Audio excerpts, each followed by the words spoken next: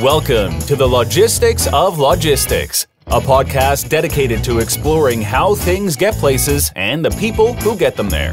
We'll talk with logistics and supply chain leaders about innovation, industry trends, and the future of the logistics business. Now, here's your host, Joe Lynch. Hello, friends. Welcome to the Logistics of Logistics podcast. My name is Joe Lynch. Thank you so much for joining us today. Today's topic is the FreightTech dilemma with my friend Brad Wheeler. How's it going, Brad? Oh, it's great to be here. Thanks for having me. I'm excited to talk to you about this, and we're going to talk today about why people struggle to use FreightTech. By the way, all of us in this space, we're all like, well, of course using FreightTech, but there's a lot of companies that are resistant, or they're using an older level of technology, or not getting all they can from technology, because there is this dilemma, even though they know they should be using it, and they know it's the right thing, and probably using some of it. They also know that there's some hassle. And we're going to talk about the hassle and why some of that hassle has gotten smaller in recent years. But anyway, before we do that, Brad, please introduce yourself and your company and where you're calling from today. Awesome. Yeah. Well, first and foremost, thanks for having me on. Coming from Emerge, we love the opportunity to talk and talk about the actual topics within the industry that are relevant to shippers and carriers alike. So appreciate you having me on here. But I am the leader of the customer strategy team here at Emerge. So I've been with the company since we started back in 2017. So it's going on about 6 years or so now. And I'm originally from a super small town in Illinois, where I then I went to Arizona State University here in Scottsdale, Arizona, where we have our office in Emerge. I also got my master's in sports and business management at the University of Kentucky. And now we're here in Scottsdale, Arizona, where, again, we have our one office with Emerge. We have a couple of other offices in Atlanta and Boulder, Colorado as well with Emerge. Very nice, very nice. So you mentioned you're in Scottsdale. Did you grow up out there? Did not grow up out here. I grew up in a town of about 8 to 10,000 people, given it depends on the time of... Wait, where at? What city? In Charleston, Illinois. It's about, when people say, hey, you're from Illinois, what part of Chicago are you from? I say, nope, I am 4 hours south of Chicago, probably even closer to St. Louis. So you grew up in Charleston, and how did you end up at Arizona State? Yeah, good question. I actually, in my first couple of years that I went to college, I was at a junior college in Champaign, Illinois, playing baseball. And I had the opportunity, when you're playing baseball in college, you have the opportunity to go play in summer collegiate wood bat leagues. And that actually sent me out to Arizona for a couple of years, where I played in a wood bat league, and I loved it so much. It was a great opportunity. What kind of bats I thought all bats were wood. I maybe I'm getting old here. Not in college, not yet. I think they're leaning towards going to wood bats here soon, but they're still using aluminum. I think they've really killed them off a little bit, but or since 10 or 20 years ago. But I think that they might be going to wood here soon. Yeah, I remember. I'm so old. I remember we started with wood bats, and then I remember when the first aluminum bat came. We were playing softball. Man, it's like, this is so cool. The noise, just, you could tell when you hit that ball. But there's something special about the wood bats. So, what position do you play, if you don't mind me asking? I played in the outfield, primarily center field and right field. So. Very nice. But yeah, anyway, when I was brought out here for the opportunity to play baseball, I love the Phoenix area, I love the Scottsdale area. There's so much excitement around technology and around booming companies and job opportunities out here. I just kind of fell in love with it out here. So I've been here ever since. So you went to school, you went back, so you finished your undergrad in Arizona, and then you said you got your master's? Yep, I did I had an opportunity to complete a graduate assistantship at the University of Kentucky for 2 years, where I also spent some time working in a couple of different departments within the athletics and the campus recreation roles, where we focused on events, sports and athletic events, where if you think about it, there's logistics in that as well. Well, there's definitely managing people and leadership, which is a big part of what you're doing now. As you talk about that, you think about that, there's a lot of correlation involved in those kind of responsibilities. But I had an awesome opportunity to go out to the University of Kentucky for a couple of years to complete a master's degree, and I landed back in Scottsdale, where I really wanted to be And now here we are with Emerge. So obviously, when you started looking for a gig, did you ever think you'd end up in logistics? I knew I've had a lot of friends and a lot of colleagues that have worked in the logistics industry, or back then when I was evaluating this space. And man, there's just no shortage of opportunity in this industry. There's a lot of hunger for change, a lot of hunger for innovation. And just a ton of opportunity. There's always going to be a truck that needs to be moved, or a box that needs to be moved in a truck, and there's just a lot of opportunity. And I will say this. Well, please. Well, first I'll give my opinion. Then I want to talk a little bit about what Emerge does and how you guys do it. I think Emerge is doing something really great, and it's this. And I'm going to put it in layman terms. You can elaborate on it, but it's making RFPs better. And doing RFPs in this business has always been painful. And shippers do it, but also 3PL. So people who have never worked as a shipper can recognize this is a problem. But if you're a shipper and you say, hey, I want to go out and do an RFP, so often you're just collecting business cards when some carrier stops by or calls you. So you have all these names and contacts, and then you have all your lanes, which you probably have in Excel spreadsheets. Maybe you download it out of a TMS, however you got it. So often it's Excel spreadsheets or Google Docs. And then you're sending it out saying, hey, everybody, bid on this. And I can tell you this, I've been on the carrier side. It's a pain in the ass sometimes when somebody you talked to once 6 months ago sends you an RFP, and you're like, are they just market testing their current suppliers? I mean, what's going on here? Like, I don't know this guy, but also so many of your emails bounce. It's email is great, Excel is great, Google Docs is great, but it's not a system for doing RFPs in this business, and so it's not a great solution for shippers, and it's certainly not a great solution for carriers either, because they're always like wondering. I heard the term bid fatigue, getting all sorts of emails from people you kind of go, am I really going to get some lanes from this? Or are they just really just testing the waters? So it doesn't work. So you guys created something that is specifically for the RFP, right? So talk a little bit about that. Sure. Yeah. And I have the opportunity with leading our customer strategy team. My team is primarily responsible for product adoption. So what our role is or responsibility is really understanding the dynamics of each individual shipper's operation and how they run their RFPs today, and how we as Emerge or as an RFP platform can actually assist them and provide value in that. So we've found that it's surprising, most of our shippers do not have any kind of procurement platform. They have their problem solved with their TMS. There's no problems with shipment execution. Tendering, tracking, tender acceptance, that is all fine and dandy. Even visibility is probably pretty good. Yes, but even with, as we talk through all of that, it doesn't mean anything unless you procure well and you procure effectively. That's at the beginning of the line.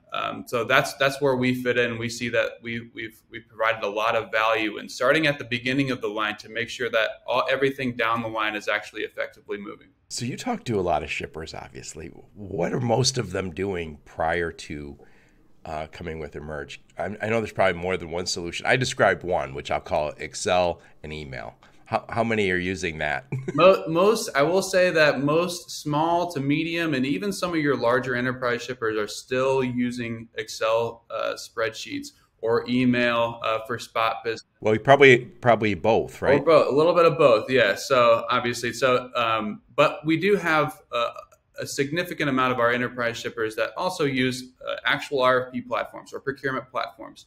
Most of those, the only drawback in those is it's not freight specific.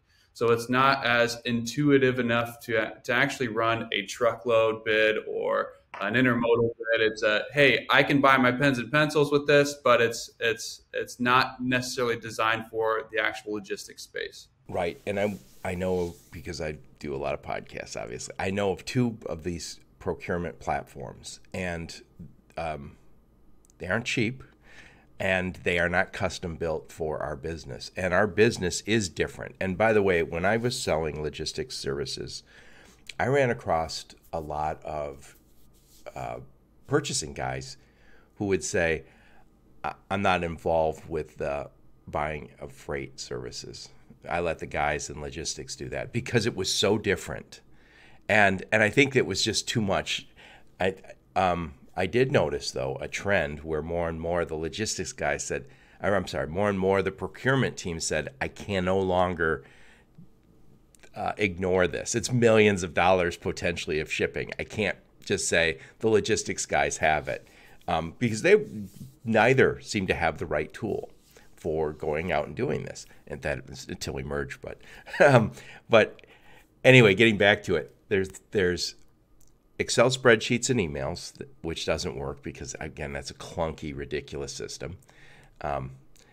Secondly, there's a few tools out there, but they aren't custom built for freight procurement. What others are people using? I mean, that some of them are relying on the spot market. Some of them have what we call evergreen contracts, to where, hey, we're not going to run actual regular cadenced RFPs. It's a, hey, you let me know when you need to change your rate, and that is just completely not inefficient as well. So what we found is that, hey, up until recent years, especially, I know COVID's a buzzword, but it really is, until whenever COVID hit and market dynamics started shifting so drastically throughout the year, it required shippers to have to be nimble and agile.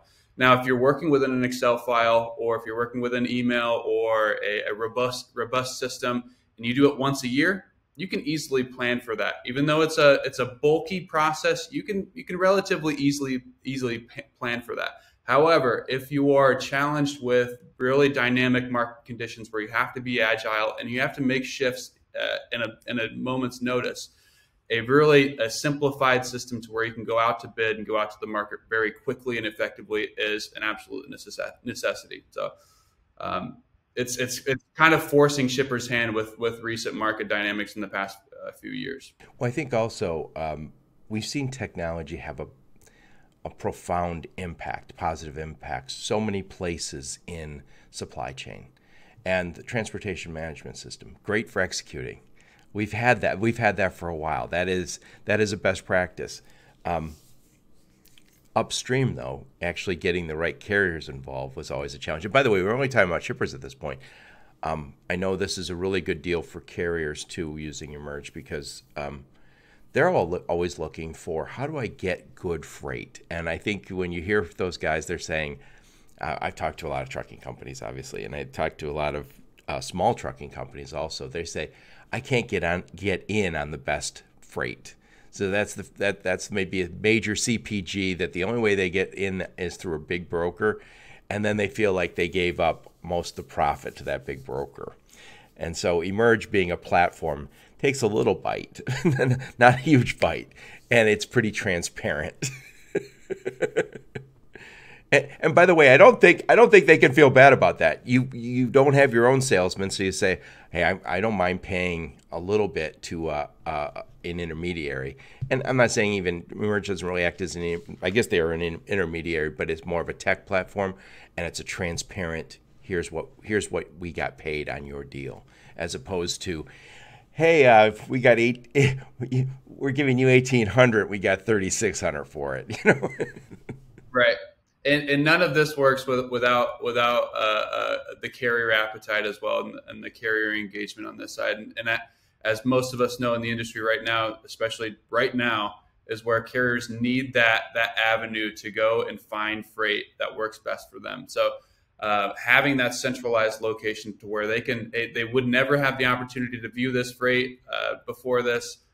Systems like Emerge and other companies are doing the same thing, is trying to figure out how we can bring freight opportunities to the most amount of carriers in the most effective way, and connect those dots with shippers and carriers between. Right. So how much does it cost for shippers to use Emerge? We are actually, to be honest, we are free. So if you want to use one of our procurement platforms, either on the spot side or the RFP side, we are a completely free platform to use. There's no contracts, there's no requirements or multi-year contracts or anything like that. How we monetize, and we were kind of touching on this, is when Emerge introduces you to a new carrier, even though you can still work with your own network within the actual RFP platform, when we introduce you to a new carrier, we'll take a small transaction fee for making that introduction to you. Even though we're not handing over the reins over to the carrier, we'll still. But that's paid for by the carrier, not by the shipper. Right. Paid for by the carrier. So if we show you a rate, that's exactly what the rate you would be paying as a shipper. A carrier would have a small markup on top of that before it's displayed to the shipper. So let's just say I'm just do a quick example, and then we'll get into talking a little bit about the FreightTech dilemma.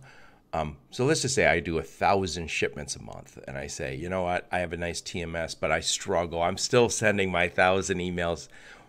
Once a year, I send hundreds of emails out to all these carriers and ask them to bid. And a lot of them bounce. I don't get good prices, and I haven't really vetted all these guys. It's not a custom built system. It's Excel and it's emails. So instead, I say, since it's free, I'm just going to try out Emerge. I take my Excel.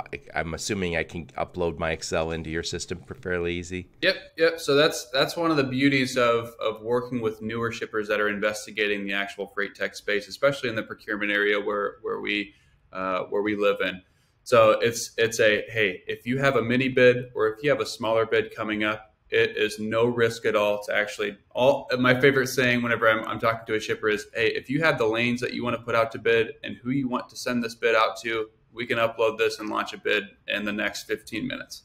So that's that ease of entering into the FreightTech space that shippers are looking for. Of, hey, I want to try this risk-free to see what my return on investment could be immediately. Then I can make my sound decision after that, after I see the results of that first trial run.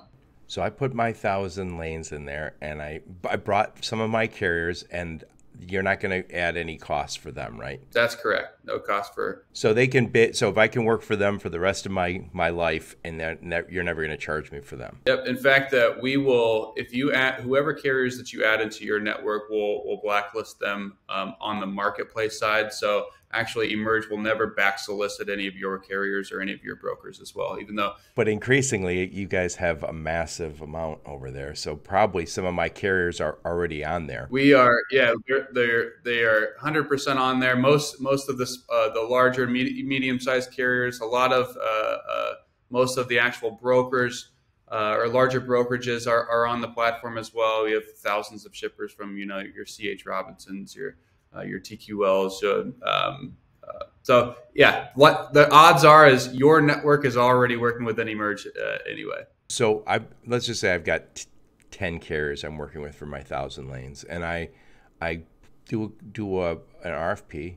I get those, and then in addition to my 10, you guys add, I'll just make this up, 10 more, and these I don't have to work with them, but these are the basically where Emerge act like the matchmaker and said you can also work with these guys, and now I have kind of market tested a little bit, but also I'm getting new insights that I wouldn't have otherwise. Exactly. Yeah, it's a Emerge fills in the gaps of those problem areas where you've really struggled with. We understand 100% that the relationships with your own network, we don't want to disrupt that at all. It's how can Emerge provide you supplemental capacity in areas where you're potentially struggling with. We like to say, hey, we don't succeed unless you succeed, aka we don't make money unless we are providing you cost effective and cost savings with carriers. So it's one of those, hey, you're still working with your own network, but you're finding those improvements in efficiency with additional carriers. So if I'm a carrier in this scenario, if I'm one of the existing carriers, one of those 10 carriers that were doing some of those 1,000 lanes, I'm not getting charged at all to use the system. It's easy for me to get in there. But these new ones, you guys would take a little transaction fee from that. And is that transparent? That's completely transparent. It's a 9.9% transaction fee that's added on top of that. So, woo, that's not, it's a funny thing. I got to tell you this, Brad. I interviewed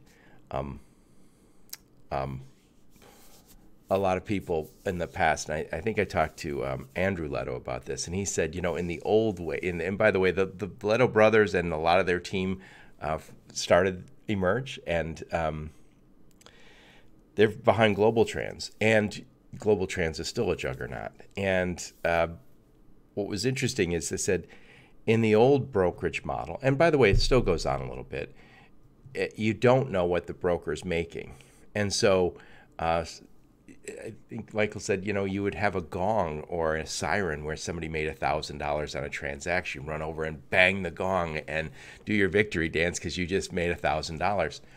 And I think he mentioned, imagine you're walking a shipper through that environment. And he goes, what's that? Oh, that's when one of our guys makes $1,000. And by the way, I'm not even going to criticize that because that's the way the business has been done. And it was, let's face it, they accepted that price. But now this is a little different model because it's not a broker. It's a technology platform. And somebody goes, well, you're parsing words. But technology platform doesn't act the same way as a broker does. Right. And by all means, the brokers have a spot that is not going to be given up within this industry. Brokers provide an excellent service and an excellent additional reach for shippers to expand their carrier base. So what we aim to do is simply be as transparent as possible, though. So still providing those same services, but showing you behind the ropes of how the mechanism is actually working. So it helps out, and it kind of gives that comfort in the back of shippers' minds of, all right, I can live with that additional markup on top of that now that I know all the efforts and all the work that is going into actually finding those carriers. Right. And by the way, you guys also, this is the network effect. The more business you get, I joke, it's like ladies' night. I'm not saying this in a misogynistic way, but if you say ladies' night, ladies gets in free, guys are going to show up. And the more the guys show up, the more ladies go, that's a good place to go. Lots of guys show up. It's a two-sided marketplace for sure. You need freight to attract carriers, and you need carriers to attract freight. So it's once that freight as that freight is coming in, especially as more and more shippers are running those seasonal or mini bids to compete with those market dynamics, more and more carriers are looking for opportunities as well to help out with that. Oh, one other thing before we get into the FreightTech dilemma discussion is, because this is easier, I know I've had offline conversations with you. People are not just doing a yearly bid. Now they're saying, I can do a bid for Christmas season, or let's say you're moving Christmas trees. I can just do that bid, or for Halloween, or for the first quarter, because the system makes it easy. And by the way, the existing clunky system with the Excel spreadsheets and emails is not only painful, but it's time consuming. So people don't want to do it except once a year. But this makes it a snap. So you say, hey, look, I got 5 underperforming lanes. I can go back and say, let's rebid this. Yep. So it's more so we found that shippers, to your point, they may just be abandoning the annual bid altogether. Now, we understand that some shippers can't do that. They need an annual bid for budgetary reasons to actually understand projections for the next year. So what we found is that shippers, even though they still run an annual bid for budgetary reasons to be able to plan, they still have the ability to go out to market within a seasonal or a mini bid in their back pocket if necessary, which is almost always going to be necessary throughout the year. So it's hey, I need to knock out an annual bid just to supplement or to actually check off the box that I did it for budgetary reasons. But we know that in peaks and valleys of our volumes throughout the year, we're going to have to be nimble and be agile with actually running those seasonal or mini bids, which we're finding more and more of, especially in the last year. Oh, God. If there's one thing that we learned from COVID is how quickly the market can change. And that's not, we have a war in Europe. We have problems in China. We have energy problems. There's going to be some stumbles in the economy for the near future. And we need flexibility. We need the ability to go back and say, these few lanes are consuming way too much of my time. I want to go back and see if we can't get some new carriers involved. And excellent. Anyway, let's switch gears. So we want to talk about the FreightTech dilemma, and I think this is all about the resistance to using technologies. And I know we're just talked about what Emerge does, and obviously that's your purview. But you can speak about some of the challenges we have to moving people over to shippers over to FreightTech. They know it's the right thing. They know every time they've spent on technology, it's been helpful. But they also know it comes with a lot of baggage. So I want to talk a little bit about that baggage and then why some of that baggage is not as bad as it once was. So what is the first reason companies are resistant? I'll say shippers. Why are they resistant to making the move over to technologies that are like yours, very easy to implement? Right. Yeah. So in the past, a lot of the technology offerings are trying to be everything to all people at all times and try to solve all problems. So with a technology like that, it becomes all encompassing. Yes, it becomes a daunting experience to really reinvent the wheel and rip out everything that you've been doing for so many years and replace it with a completely new process and a completely new service. So that in and of itself, if you're trying to replace your entire supply chain or your entire logistics operation, right, while keeping your shipments running, right. That is just whoa. I need to see an exact return on investment on this, and I need to see it fast.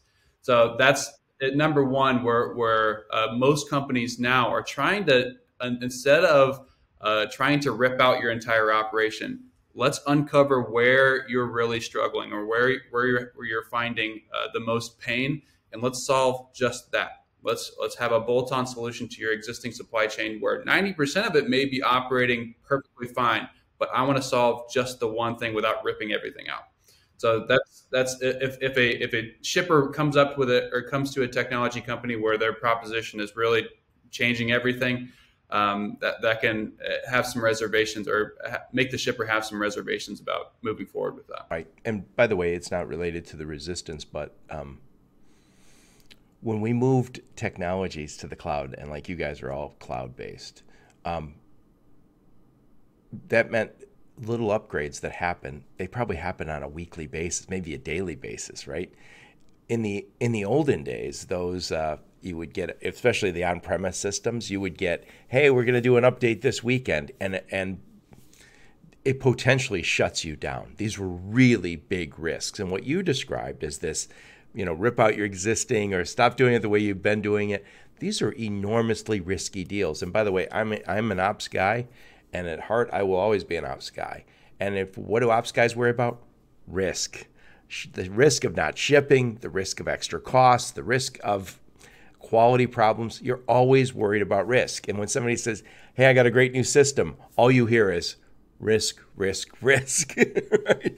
How do I want it, but I got to minimize the risk in this project. Right. Yeah. So it's I think that the risk comes with the identification of a risk also comes with the idea of those ops guys or those individuals that are used to the actual process, not having a perspective to take a step back and understand, hey, where can I improve? They're so invested in how I've done this for so long. And in my vision, it's not broken. So why would I need to fix it? But often having a different perspective or a third party come in and say, hey, have you thought about doing it this way? It gives them a little bit of a better idea to say, nope, I haven't thought of this because I've been so focused on how I'm getting my job done on a day-to-day basis. I haven't had the opportunity to actually take a step back and see where I can improve. So that's also one of the pushbacks is it leans towards what I was earlier saying is if it's not broken, why do I need to fix it? And that often stems from just simply not having the perspective of taking a step back and looking at what opportunities you have. So what's the second reason that companies resist implementing and pursuing FreightTech? The second reason is really the relationship, or the logistics industry is really built on relationships. So whenever a potential shipper or a carrier or a broker hears the word technology or automation or integration, they often correlate that to, hey, I'm losing my connectedness with my actual network. I'm losing the people-to-people interactions here because we're driving automation. So what we found with a lot of the actual players in this space, including Emerge, of course, is how do we balance that? How do we balance the actual button pushing automation between, hey, you still maintain relationships within your network and you still balance that relationship of automation and relationships within your network. So I think it's as shippers hear technology and automation, they automatically hear I'm losing control and I'm losing my relationships with my network. And it's how do we balance that together as we implement. Right. And also talk a little bit about the cost associated with change like this. Sure, yeah. As we were talking about earlier, I mean, I won't speak for every freight technology company, but many of them do come with a hefty cost, and not necessarily even a direct cost. Most of them are direct costs, but if you talk about integrations, you talk about setup, you talk about the resources that you have to devote internally for training and implementation, it is just simply costly to do so. So as carriers look, or as shippers and carriers look for freight technology, it's as we were just talking about earlier, how can I test immediately a new product offering, and how can I see immediate return on investments quickly so I can move forward with making a decision, yes or no, with moving forward with this technology. But it's that risk of, hey, I'm going to have to devote hundreds of thousands of dollars sometimes to invest in this technology, and I'm stuck with it regardless of the outcome for the next several years. So it's kind of scary sometimes for shippers. Right. And by the way, there are more and more companies, and first off, Emerge for shippers, you're free. So there's no cost associated with this. And then also for carriers, it's a small bite, right? So it's very, very little transaction cost. So in the olden days, I should say there's also more and more companies that say, hey, we'll bill you that software as a service model, which is a predictable amount pretty much. So let's talk about another resistance problem, which is the implementations. Talk a little bit about that. Yeah, the implementation cycle for many, obviously that we keep talking about this, but there's a wide range of types of freight technology out there. Most of them require a significant amount of time for implementation. Lots of resources, lots of people to train. Maybe a shipper organization has several dozen employees under the logistics side that they all need to be trained. That means taking hours out of their day in order to be trained on this technology. That's just simply a time-consuming and costly expense to be able to devote that type of resources to it. So it's again going back to how do I test this with as minimal resources as required to actually test my return on investment with this before I actually move forward with this. And we see this a lot of times with as freight technology companies talk about integrations as well. That may sound great on the surface, but an integration with a different provider or a different freight technology can be months and months of work to actually connect two completely different systems. Now, those systems or those freight technologies that can come with integrations that are turnkey or a standard integrations with different systems, those are the ones that are going to succeed and the ones where shippers are going to be delighted to actually use. If they log in and they flip a switch to turn on an integration, that is what a shipper's idea of an integration is. It is not connecting endpoints and mapping different things and doing UAT testing to make sure it works out and trying to break the system. It is I want to turn this on and I want to connect to the other system. So those companies that can achieve that are going to succeed. Yeah, and these implementations and technology integrations, I'm going to use my broad brush here. Newer companies, newer tech, is usually built with the idea that we're going to be built to connect to the next system. When the next killer app comes, we'll connect to it probably very easily. The older systems, and this is not a criticism, the older systems have to kind of catch up on that, and that's what they're doing. And these are great companies too. That's why they are the older systems. They've been around for a while. But I just had my friend Jonathan on and from Orderful, and he was talking about their tool. And I know you guys use Orderful for some of these connections, but the ability to connect to older systems is what Orderful's for. And I know that you guys use that. And that means you can turn somebody on like overnight, like not always, but pretty much always quickly. And that is companies like Orderful are doing exactly what I was just talking about. Is how do I turn an integration that could take weeks into overnight? So they are connecting those systems. It's those EDI integrations between systems and doing a fantastic job of it. And they work with software companies like Emerge, but they also work with shippers and 3PLs too. But so we talked a little bit about the resistance. We talked about this is a daunting task sometimes. It's difficult to understand. There's many choices. I've got that. So it's just the idea of FreightTech. I know it's right. I know I need some of it. Every time I invest in it, it helps, but I also am frightened, right? Right. You're also worried about, am I going to lose control? As the relationships that I've come to count on, am I going to lose those? I don't want to. Some relationships I might say, good, I don't want to work with those guys anymore. But others you say, I trust this company, I want to work with them. We also talked about the investment, which could be very high. And also, sometimes it's unknown when you say, there's an investment cost, but sometimes the follow-up investment that I didn't plan on. By the way, I remember when I was at a 3PL, we looked into getting a technology. It was a TMS. And what everybody I knew said was, that's just the beginning. The cost that they've quoted you is just the beginning. You're going to have a full-time head on that. And I was like, no. I can't have a full-time head on that. I'm not going to do that. I'm not going to manage a tech team.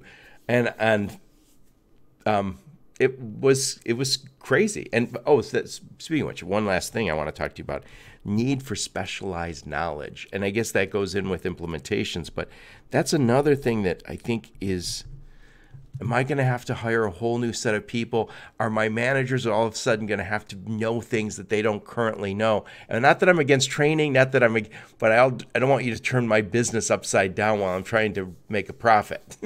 Yeah, that's the beauty of new freight-specific technology. We call it FreightTech, obviously, but it's freight-specific technology that does not require a PhD from MIT to actually use the system. It is, hey, this is a nomenclature that I'm familiar with. I understand the workflows because this is what I do on a daily basis, but it's in an automated fashion within technology. So that type of resource or that type of technology goes a long way in actually limiting the required resources in order to actually stand up a piece of technology. If anybody can actually use it, that's familiar with the logistics space, you don't need to go hire specialized technology or IT representatives.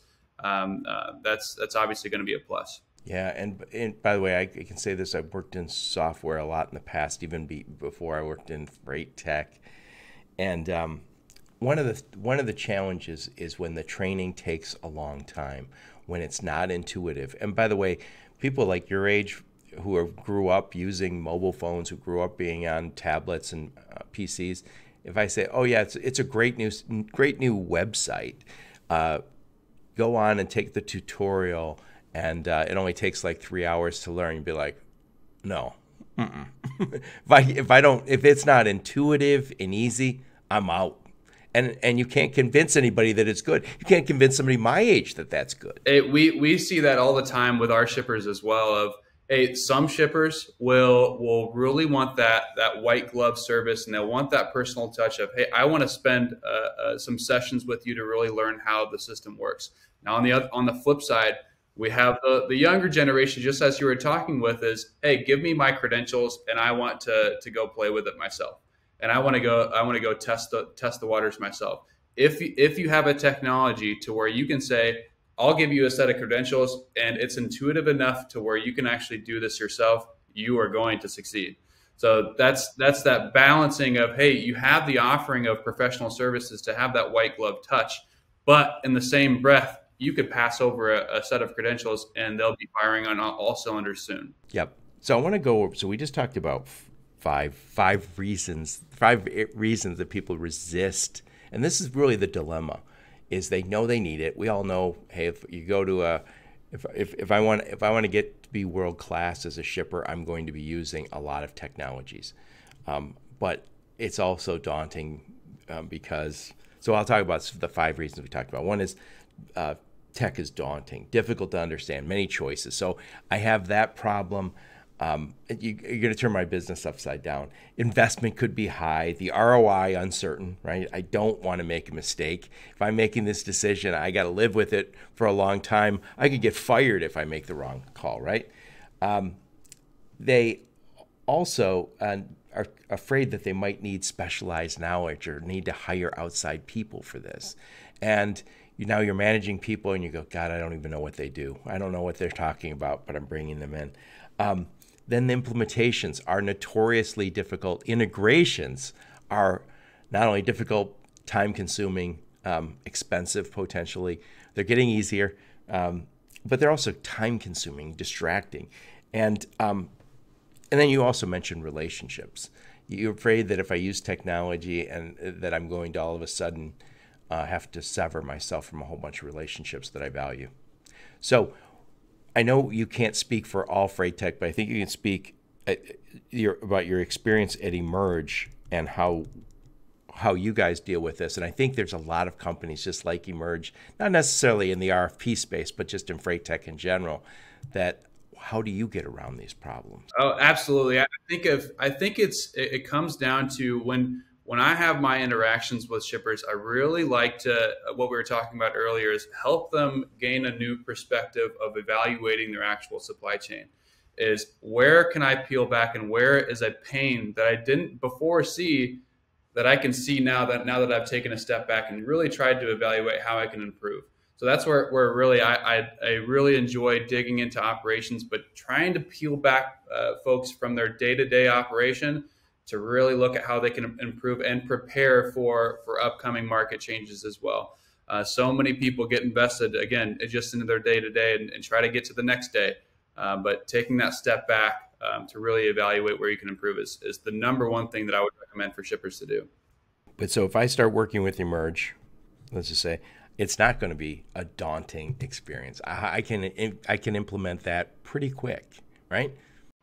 Yep, exactly right. So yeah, one of the first steps that we'll do is, hey, if you have a flawless procurement process, we will not tell you that you should use Emerge. Obviously, most of the time that is not the correct case. We are here to actually. This is a big gap for the industry right now, so that's very rare. It's very rare, yes, it's very rare that I will say, "Wow, you don't need us for anything." But that's the kind of entry point that we go into, especially my team, is evaluating your current operation and how we can actually fit in to drive value here. So really, if you think about it, if you are using, for example, Emerge specifically, I keep going back to that fact of how do I test this effectively and see an immediate return on investment before I actually continue my implementation with this. So if a shipper was interested in running a mini bid or testing out a bid with an Emerge, again, all you really need is what are the lanes that you want to put out to bid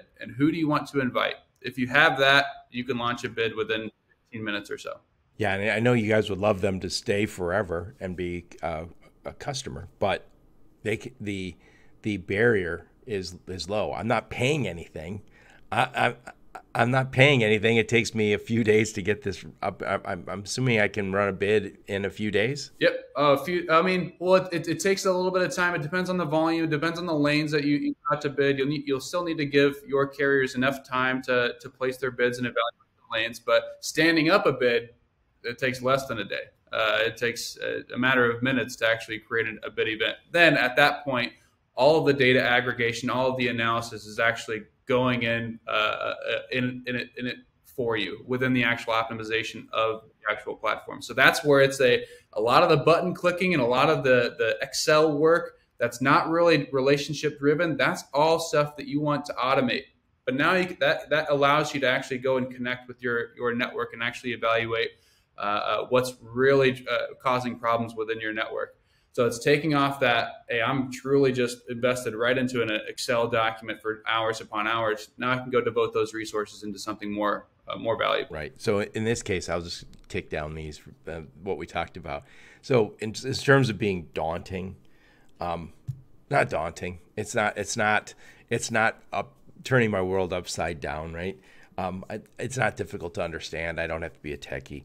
The relationships I want, I keep. right? That I don't have. If I work with Emerge, I don't have to worry about that. There is no cost. So the only cost is maybe internal people taking a day or so to stand up a bid. No big deal there.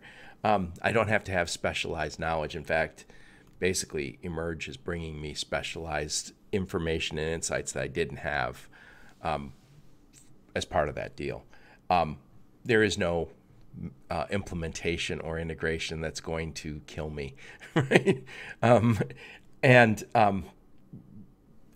again, that's and I know you can't speak for all FreightTech, nor can I, but this is kind of the world of FreightTech now, where everybody's trying to get to a place where how can we make it easier? Because we all know these FreightTech things. And again, the Emerge folks come from a rich heritage of freight technology. And I think their thought with the new biz is, let's make it easy. Let's make it really, really easy to work with us. Right. Exactly. Yeah, you hit the nail on the head. So, I mean, you hit the nail on the head as well as we've been talking about Emerge in the past 30 minutes or so, but there are so many other companies. We've talked about Orderful. There's so many other companies within this space that are really driving towards the same goal here. It's just a matter of how do we find those that are the most applicable for shippers. So very exciting time. Yeah. 5 years ago, in the last 5-10 years, we've seen a huge, so there is still a FreightTech dilemma. People are still a little worried, but in certain instances, Ron, you say Emerge, very low risk here. I mean, and by the way, I should ask, do you guys say how much freight you have going through your system now? Yeah, right now we have a little over 10 billion in platform, what we call platform revenue. That is a shipper awarding through our procurement platform. We anticipate that number being around 18 to 20 billion by the end of next year. So really, that's that balancing of the two-sided marketplace of shippers having freight opportunities and carriers coming in. We feel that once we get up to that 20, 25, $30 billion platform revenue number, Emerge will be the stop, or will be the place where carriers need to go in order to find opportunities. Right. So what I think we always say, there's $800 billion worth of freight, and so you guys are at about 1% of the market already, and pushing for much more. And so I guess the market acceptance is there. And by the way, it keeps getting. It's like a flywheel in that the more carriers are on there, the more shippers want to be on there. Do you have, from a shipper perspective, or from a carrier perspective, do you guys have a lot of enterprise shippers on the system now? Yeah, we primarily focus on enterprise level shippers, especially this year. So the majority of the platform revenue number that I was referring to are coming from enterprise level shippers. That's the Fortune 100s to the Fortune 500s. Anywhere in there is our sweet spot. Though we also have this platform is also designed for the small to medium sized businesses as well. So those folks that don't have any technology, a lightweight solution like this that's intuitive and quick to actually implement is incredibly valuable for that small to medium sized business as well. So let's wrap this bad boy up. We talked a little bit about what you guys are doing over at Emerge. We also talked about the resistance that companies have, and that's this. Again, there's resistance to tech. It's daunting. It's hard to understand. There's so many choices. I'm also afraid I'm going to make a mistake. The ROI, I worry about the cost and the ROI. I worry about losing my relationships, right? I worry about the implementations, which can be horrible in terms of cost overruns. The integrations have gotten very difficult. Well, there's companies like Emerge, and again, we mentioned Orderful. There's other companies that are now working towards how do we make that easier. But it has been in the past, I think in a lot of shippers' minds, it's still the biggest problem is how do I integrate systems? And then I think they always have this fear of the unknown. Am I going to have to hire a whole bunch of people? No. So I think companies like Emerge are making it much easier. They just don't have to be as daunting. It doesn't have to be this enormous risk. So I want to get your final thoughts on this topic, and then I want to talk a little bit about Emerge, how we reach out and talk to you guys. Sure. Yeah. So, I mean, we went through a bunch of different dilemmas and roadblocks into as a shipper starts to evaluate different freight technologies. What are the challenges that we're met with? But again, I said it a few moments ago. I think the number one thing, if anybody can take, if you're a shipper or a carrier, that if you're listening to this podcast session, is find the opportunity to take a step back and to get a different perspective to evaluate your operation and find where the actual challenges are, where there are potential solutions for that.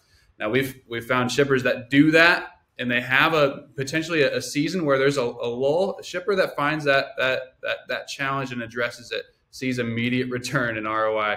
So it's really taking the time to evaluate your process and being mindful of, hey, I don't have to overhaul my entire system. Let's find those specific points across the supply chain where I can address using FreightTech. Excellent, excellent. So let's wrap this bad boy up. So who's the sweet spot for Emerge? Who do you work with on the shipper side? Yeah, so we work across a variety of different sectors. The CPGs of the world, the grocers, the bulk commodities. Primarily, we're focused on domestic truckload right now. That's your van, reefer, flatbed, any kind of specialized equipment will also run as well. But with that being said, our procurement platform is designed for virtually every type of freight movement. So even though the Emerge marketplace could potentially not be able to provide capacity if it's not a domestic truckload, you could still run an RFP through the actual RFP platform with your own network. So primarily focused again on domestic truckload in a variety of different sectors. There's no shipper that we'll turn down, but yeah, we're excited to continue to develop and speak to more and more shippers here in the next few years. So on the carrier side, who's the sweet spot? Who do you work with? Really so if you think about it, most enterprise sized carriers and most enterprise sized shippers, they're already connected.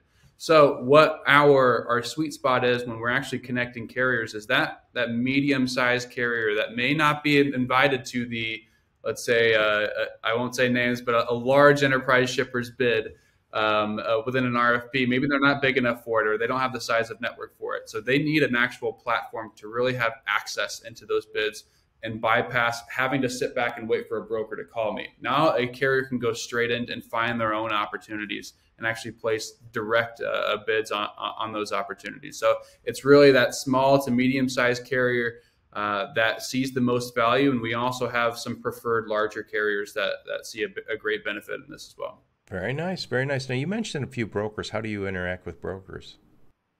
Brokers, we don't have any non-asset based players within the marketplace, aka we don't provide any brokerage or third party or fourth party in this instance, fourth party brokerages to our shippers. Now, shippers can use their own brokers within the platform. That's what we call pass through freight. So that's hey, more than welcome to use as many brokers or as many carriers as you want to, but Emerge as a provider will only bring you asset-based carriers. So if they have existing relationships with a big broker and a number of carriers, they're able to come over, bring all those carriers over, bring their broker over, and all you're going to do is potentially say, hey, here's 10 other carriers you should be working with. Exactly. And if they say no thanks, we're going to continue working with our broker and existing carriers, you guys say that's fine. That's part of our business, is providing a technology platform, and your hope is that you can do a good enough job on bringing new carriers to them that they say, yeah. So there's no obligation, no obligation. You use that FreightTech platform, which is again custom built for RFPs. If you don't want to use it, our carriers, fine. We want you to, but you don't have to. What I love is as shippers say, hey, I don't want to break up my network, but then as they talk to other Emerge shippers and say, hey, this kind of a relationship of actually I see a rate on an RFP that's coming from an asset carrier. It's not coming from a broker providing a rate and then going and sourcing a carrier and saying, oh, I can't do this.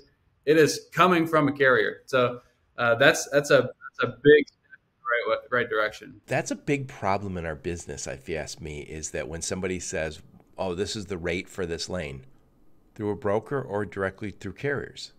Well, it's mixed. Okay, well then and by the way, when I was at a 3PL, sometimes we used brokers, and they could get better. Our customer got a better price through our broker than I could get. So there are some brokers who add enormous value, as we all know. Well, especially in this market right now, where we have a lot of providers scratching and clawing for volume, and really it's a race to the bottom for rates. But when that market flips, if you don't have a reliable carrier behind that rate, you're going to be SOL.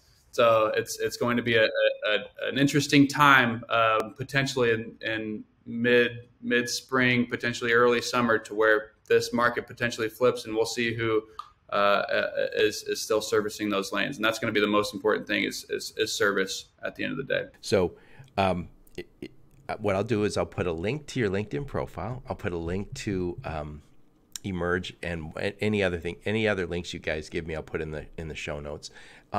So what conferences will we see you guys at this year? Coming year, because we're already in November, or no, December. So you'll typically find Emerge at most of the major conferences here. For example, we'll be at Manifest, we'll be at RELA. Oh, I'll be at Manifest. There we go. We'll see you in Vegas there. So we will be at Food Shippers, but typically you'll see representation from Emerge at most of your larger conferences here. Did you say RELA? Yep, RELA, the Retail Industry Leaders Association. Yep. We'll be there. Any major freight or shipper conference, you'll be there. We'll be there. Well, I really appreciate you taking the time. I think this is a great platform, a great solution you guys have, because again, we've built. We're trying to get end to end, for our shippers and for in the supply chain, and I always feel like the RFP stuff has not been addressed. We had solutions from outside the industry that weren't custom built for this, but Emerge, from what I can tell, is the only one that is in the RFP business right now, and much needed. Very cool solution. Great. Well, again, I appreciate you having me. It's always a great opportunity to be able to discuss topics like this in the industry, especially on such a great podcast and great show that you have here. Well, thank you so much. I really appreciate it, Brad. So thank all of you for listening to my podcast. Your support's very much appreciated. Until next time, onward and upward. You've been listening to the Logistics of Logistics podcast, where we engage in conversation with experts in the logistics field. For more details, visit thelogisticsoflogistics.com or follow Joe Lynch on LinkedIn.